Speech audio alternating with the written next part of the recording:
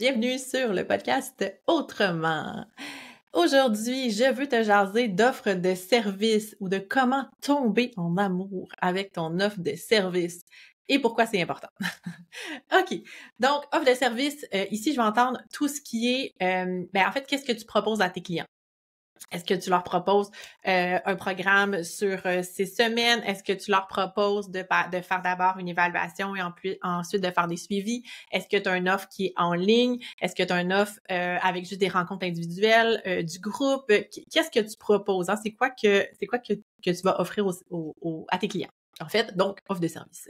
OK, donc ce que je vais faire, c'est que je vais te passer avec toi par plusieurs étapes qui sont importantes, des pistes de réflexion, des questionnements pour développer une offre de service qui te convient, qui convient avec ton client. C'est ça que je veux dire dans tomber en amour avec son offre de service, c'est que quand on construit quelque chose, des fois, on va le construire dépendamment, OK? Je veux dire, des fois, on va le construire en fonction du besoin des clients, de qu'est-ce qu'on perçoit, qu'est-ce qui serait bien pour eux, qu'est-ce qu'on pourrait mettre en place, c'est quoi la demande qu'on reçoit, c'est quoi leur contrainte d'horaire, etc.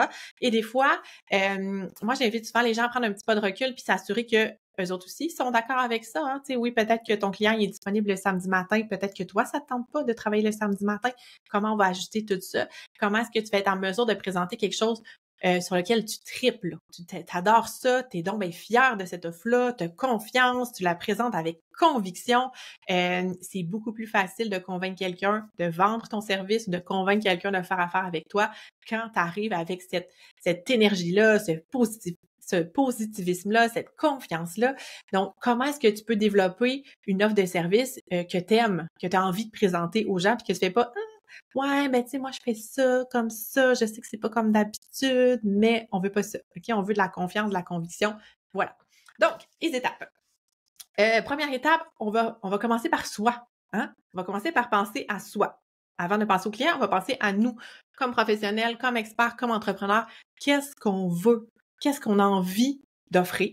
OK? Puis c'est quoi nos contraintes? C'est quoi nos balises à nous? OK?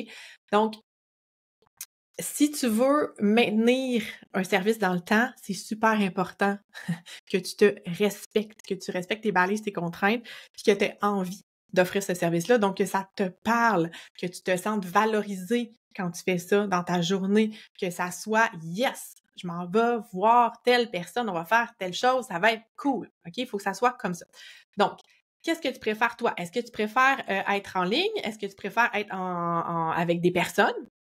Physiquement avec toi, qu'est-ce que tu préfères, qu'est-ce qui est possible aussi, hein, selon tes contraintes peut-être physiques. Fait que juste réfléchir à ça. Est-ce que toi, t'aimes mieux travailler de manière individuelle avec les gens, aller en profondeur, répondre à des questions très spécifiques, des besoins, aller décortiquer, etc. Est-ce que t'aimes ça être tout seul avec ton client, passer beaucoup de temps, ou t'aimes ça plus l'ambiance, par exemple, justement, de groupe, avoir plusieurs personnes en même temps, qu'il y ait des échanges, des interactions, que les autres apprennent par les autres, que ce soit pas toi juste l'expert leader, mais que tout le monde s'entraîne entre eux. Est-ce que tu veux créer une communauté? Qu'est-ce que tu as envie? De quoi tu as envie, toi?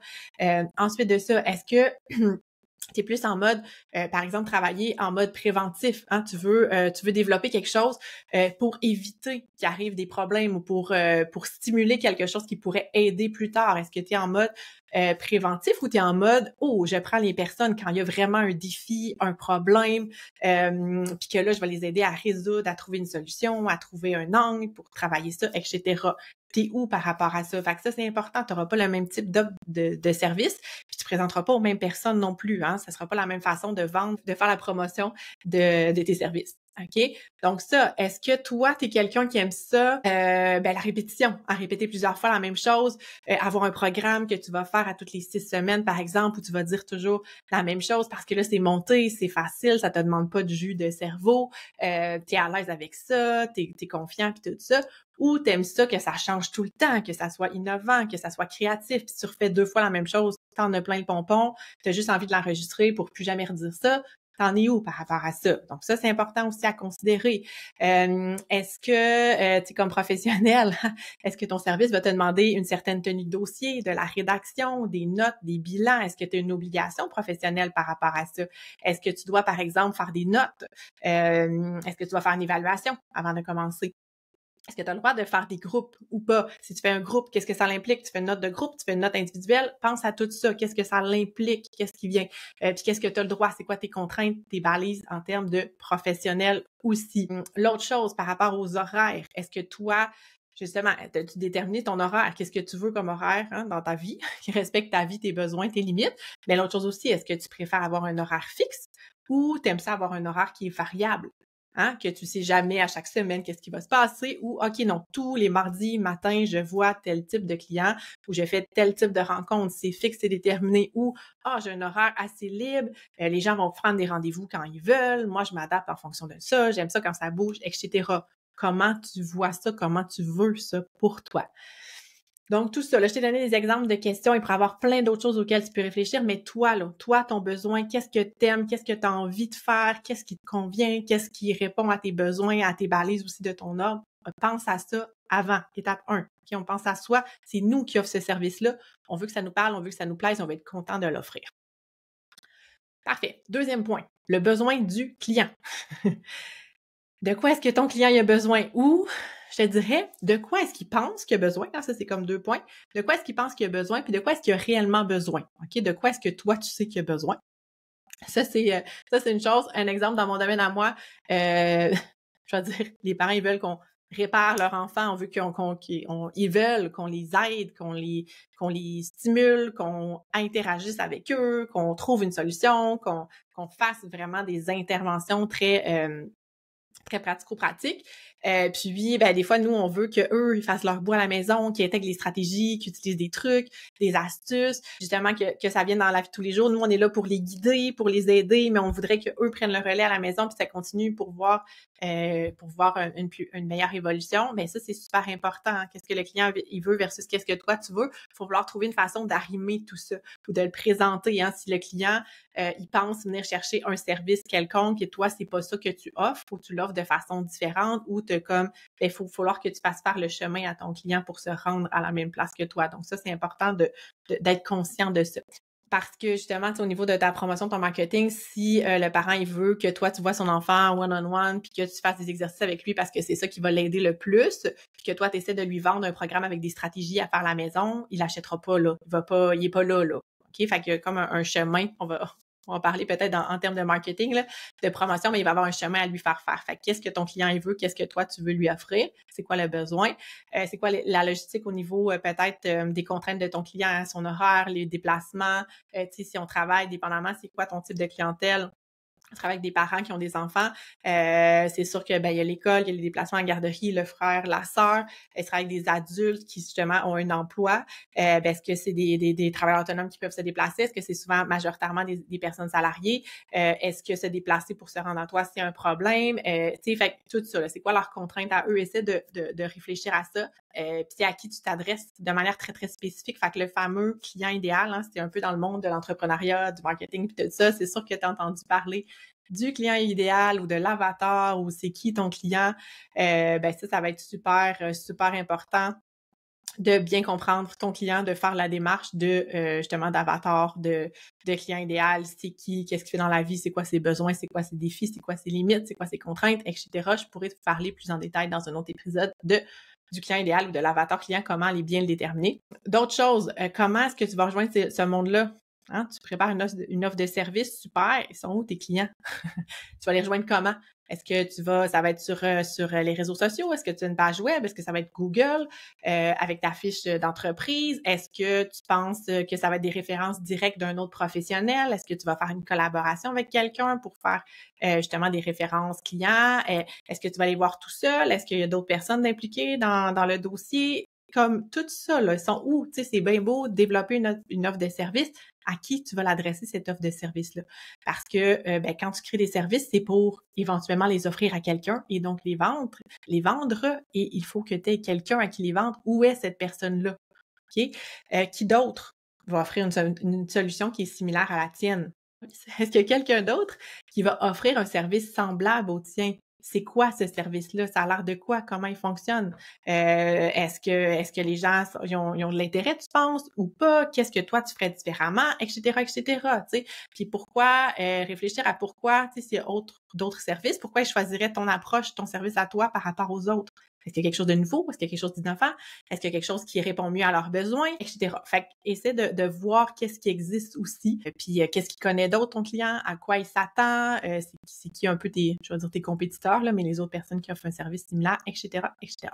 Ce qui est important, c'est d'être capable de trouver un peu le sweet spot ou le point entre ce que toi tu veux, comme professionnel, comme entrepreneur, et qu'est-ce qui répond aux besoins de tes clients.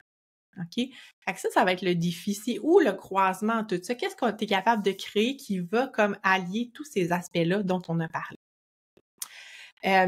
Puis je te dirais que ça, ou comment tu vas t'adapter, ou qu'est-ce que tu vas prendre en considération, ou comment tu vas comme prioriser peut-être les besoins du client versus les tiens, ça peut varier en fonction de ton besoin de vendre ce service.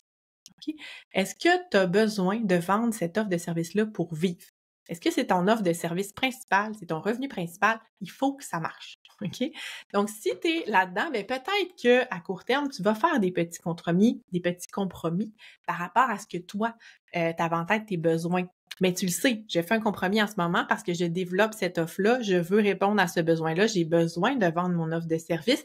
Éventuellement, quand ça va aller mieux, j'aimerais mieux X, Y, Z. OK? J'aimerais mieux reprendre, changer un peu mon horaire pour que ça convienne mieux à mes besoins. Il y a comme un ajustement que tu peux faire. Puis, en fait, qu'est-ce que tu vas faire, tu sais, si cette offre de service-là n'est pas acceptée par le client? OK? Je te donne un exemple très concret. Quand j'ai commencé à offrir des services en accompagnement parental, ce que je faisais, en fait, c'est que j'offrais les deux. Donc, j'étais encore clinicienne. J'avais mon bureau, je voyais des enfants dans mon bureau, je faisais de la thérapie, je vais dire ça comme ça, plus classique, évaluation, intervention, etc. Et éventuellement, j'ai développé mon offre de service en coaching parental. Ça me permettait de ne pas faire attendre les gens parce que j'avais une liste d'attente à la clinique à ce moment-là. Donc, moi, je peux les voir tout de suite, mais en accompagnement parental. Et là, quand je présentais mon offre, c'était de dire, ben, tu sais, j'ai développé une nouvelle offre de service, c'est l'accompagnement parental, ça fonctionne super bien, j'ai des beaux résultats. Fait que vous pouvez faire ça en attendant. OK? Parce que de toute façon, j'ai pas de place. Fait que je présentais vraiment mon offre de service comme une deuxième option. Tu sais, je sais que c'est ça que vous voulez, mais je peux pas vous offrir ça, donc je vous offre ça à la place. Et ça passe pas très bien. Hein? Les personnes, on n'a pas vraiment envie d'avoir le deuxième choix, la deuxième option. C'est pas ça que je veux, je le sais, mais je vais me contenter de ça. Ça passe plus ou moins bien. Quand j'ai changé mon discours, j'ai dit, hey, j'offre ça parce que j'ai découvert et j'ai compris que c'était vraiment la meilleure option, que quand les parents sont impliqués, il y a des meilleurs résultats, ça va mieux, etc. Quand j'étais convaincue moi-même de mon offre et que je l'offrais comme la chose là, que j'avais envie de faire avec eux, ça allait être génial, ça fonctionne, ça va bien, les gens aiment ça, on est content, on a des résultats. Quand je la présentais comme ça, ben là, j'ai commencé à remplir mes groupes. À ce moment-là, c'était des groupes parce que c'était pas une alternative, c'était pas une deuxième option. Fait que, est-ce que tu y crois à ton offre? Est-ce que tu es prêt à la présenter avec autant de conviction que ça? Puis sinon, qu'est-ce que tu peux faire pour que ça devienne le cas? Y a-t-il des choses que tu n'as pas testées? Y a-t-il des choses que tu peux changer? Est-ce que tu peux, à la limite, au départ, faire une cohorte bêta qu'on appelle, où c'est comme, les gens savent, c'est la première fois que je donne ça, je vais adapter mon contenu. Fait que, puis là, être super disponible, en offrir plus, être présent, répondre aux besoins, répondre aux questions, ajouter du contenu, une rencontre aux besoins. Hey, si ça fonctionne pas, je pense que 5, c'est vraiment parfait comme nombre de rencontres. Je suis pas mal sûre qu'on va arriver là. C'est la première fois que je le donne. Si jamais ça fonctionne pas, je vous rajoute une rencontre, il n'y a pas de problème, ou tu sais, on va faire telle chose à la place.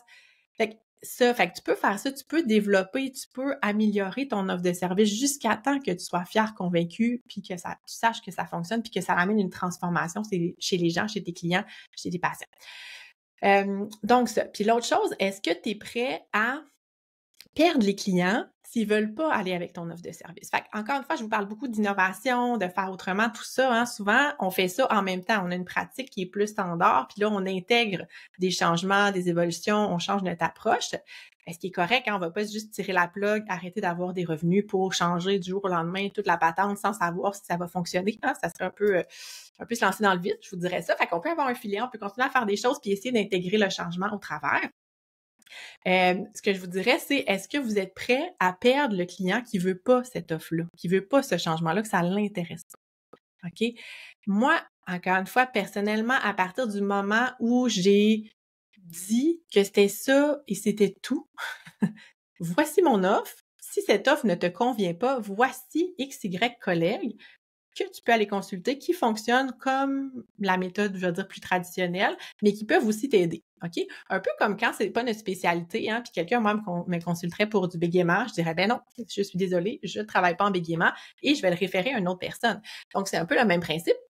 C'est-à-dire, OK, ben moi, mon approche, elle est comme ça. Voici pourquoi, voici les bénéfices, voici pourquoi je suis convaincue que c'est une bonne option. Mais si ça te convient pas, c'est parfait. Il n'y a pas de problème. C'est juste pas moi qui va t'aider. Ça va être peut-être telle autre personne. Et là, on peut référer à plusieurs personnes si on respecte notre code de déontologie, mais on peut référer à d'autres personnes qui peuvent soutenir cette personne. OK, donc est-ce que tu es prêt à avoir un client partir? Si tu n'es pas prêt à avoir le client partir, tu dis OK, d'abord, ben, je vais te transférer vers, je vais dire, mon ancien programme, hein, parce qu'ici, je parle beaucoup de modifier son offre de service. Ça peut être vers un autre programme que vous aimez beaucoup, là, qui est plus adapté, mais je vous dire, je vous parle ici de quand on intègre un changement dans notre pratique. Ben, c'est ça. Est-ce qu'on est prêt à perdre ce client-là s'il veut pas aller vers cette approche-là? Si oui, parfait, pas de problème. Sinon, c'est quoi l'alternative? Puis je vous dirais, par expérience, si c'est non, si je ne veux pas, tu sais, j'y propose ça, j'y tiens beaucoup, mais si il veut pas ou s'il y a des objections, j'ai aussi dans ma petite poche en arrière l'autre alternative que j'aime moins puis que j'aimerais ça enlever, en fait, c'est difficile. Moi, j'ai trouvé ça très difficile parce que aussitôt que j'avais une objection, je voulais pas déplaire, tu sais, j'ai travaillé beaucoup là-dessus, là, mais je voulais pas déplaire à la personne qui était là. Donc, j'avais tendance à dire, OK, c'est correct, on va y aller avec la méthode plus classique, alors que moi, je voulais pas ça, puis que je voulais vraiment y aller vers mon nouveau programme. Bref, juste garder ça en tête. Donc, pour résumer, si on veut tomber en amour avec notre offre de service, on doit être convaincu que c'est la meilleure chose pour notre client. Si on n'est pas encore convaincu, on peut justement faire des cohortes d'essais, des cohortes bêta, des premiers, c'est une offre de lancement, peut-être à petit prix, avec plus de présence, avec plus de flexibilité, pour finalement construire quelque chose comme ça. Il faut justement se lancer, essayer, faire des changements, des améliorations et arriver finalement à une solution qui nous convient puis avec laquelle on est super à l'aise. Un dernier petit conseil par rapport aux offres de service, si vous voulez créer une nouvelle offre de service, modifier une offre de service en cours, etc., je vous dirais, faites-le. Faites les modifications, les changements, le développement de votre offre de service en cours de route. OK? C'est-à-dire que c'est vraiment possible de présenter une offre à quelqu'un, de dire voici le plan de match, voici ce qu'on va faire, voici les étapes par lesquelles on va passer et le bâtir en même temps qu'on l'offre. OK? Et pas le bâtir tout d'avance en espérant que tout va bien se passer, que les gens vont être satisfaits, que ça va répondre aux besoins, que ça va, tu sais, que ça va aller, ça va être super sa coche. Tout construire ça, mettre beaucoup d'heures, beaucoup d'énergie, beaucoup d'argent à développer quelque chose, puis là, le présenter, pouf, à quelqu'un une fois qu'il est terminé. Essayez d'éviter ça le plus possible. C'est possible de créer, de développer son offre, de développer son programme, son service pendant qu'on l'offre aux gens, puis de s'adapter en cours de route, de questionner qu'est-ce qui va bien, qu'est-ce qui va moins bien, y a-t-il des choses qui manquent, est-ce que ça serait pertinent une autre rencontre, est-ce que vous voulez peut-être des suivis entre les rencontres, est-ce qu'il y a des outils que vous n'avez pas, du matériel que vous aimeriez avoir? Fait que de construire ça hein, avec les premiers clients au début pour s'assurer que ça répond bien à un besoin, que les personnes il y a de l'intérêt, hein, que vous allez être capable de vendre ce service-là. Fait qu'on le construit en même temps. Moi, j'ai déjà fait de l'erreur de mettre beaucoup d'heures, beaucoup d'énergie, beaucoup d'efforts. J'avais même une partie de mon équipe qui travaillait sur un projet auquel on croyait, puis j'y crois encore honnêtement. Là, je suis sûre que c'est un super projet, que ça aurait été super bénéfique. Puis finalement, ça n'a pas fonctionné. Ça n'a pas fonctionné à cause des contraintes du milieu hein, auquel on voulait offrir ce service-là, qui était en milieu de garde, où il y avait des contraintes, des limites, les horaires, la gestion, etc., la gestion de nous, notre temps, notre déplacement, notre matériel. Il y avait beaucoup de contraintes extérieures, puis on n'avait pas validé, on n'avait pas testé avant, on l'avait tout construit, puis après ça, on l'a présenté. Finalement, ça n'a pas fonctionné. Peut-être qu'on aurait pu donner 3, 4 autres chances puis essayer des choses, mais tout ça pour vous dire que on a dépensé beaucoup d'heures, beaucoup de sous, beaucoup d'efforts à monter, développer quelque chose qui finalement, on n'a jamais vraiment offert on a offert comme 4-5 fois, puis finalement, c'est un peu tombé dans l'oubli. Donc ça coûte très, très cher pour une entreprise, pour un professionnel de faire ça. Fait que pensez à ça quand vous allez développer votre offre de service. Puis si vous voulez m'en parler, si vous voulez avoir mon avis, développer des idées, savoir par où commencer, quoi prioriser, quelles questions vous poser, etc., ça va me faire vraiment, vraiment plaisir de vous accompagner là-dedans. Juste me faire un coucou, je vous envoie les informations en lien avec mon service d'accompagnement pour les professionnels innovants. J'ai créé un petit guide pour vous aider à construire une offre de service, savoir quoi penser. C'est un peu les questions que je vous ai posées aujourd'hui. Donc, j'ai créé un petit guide, un petit outil gratuit que vous allez pouvoir télécharger puis compléter. Donc, je vous mets les liens dans les notes de l'épisode ou en dessous de la vidéo. Donc, allez regarder ça, allez compléter ça, vous posez les questions pour vous assurer que votre offre de service, elle est géniale et que vous êtes en amour avec votre offre de service. Donc, voilà pour cette semaine. Je vous dis bonne journée et on se reparle la semaine prochaine.